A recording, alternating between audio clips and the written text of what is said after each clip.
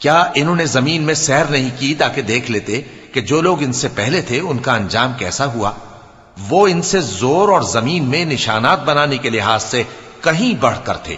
تو اللہ نے ان کو ان کے گناہوں کے سبب پکڑ لیا اور ان کو اللہ کے عذاب سے کوئی بھی بچانے والا نہ تھا۔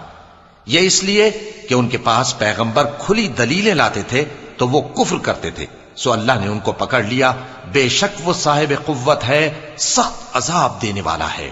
اور ہم نے موسیٰ کو اپنی نشانیاں اور دلیل روشن دے کر بھیجا، یعنی فرعون اور حامان اور قارون کی طرف، تو ان لوگوں نے کہا کہ یہ تو جادوگر ہے، جھوٹا۔ غرض جب وہ ان کے پاس ہماری طرف سے حق لے کر پہنچے تو وہ کہنے لگے کہ جو لوگ اس کے ساتھ اللہ پر ایمان لائے ہیں ان کے بیٹوں کو قتل کر دو اور بیٹیوں کو زندہ رہنے دو۔ اور کافروں کی تدبیریں بے ٹھکانے ہوتی ہیں، اور فرعون بولا کہ مجھے چھوڑو کہ موسیٰ کو قتل کر دوں اور وہ اپنے پروردگار کو بلا لے،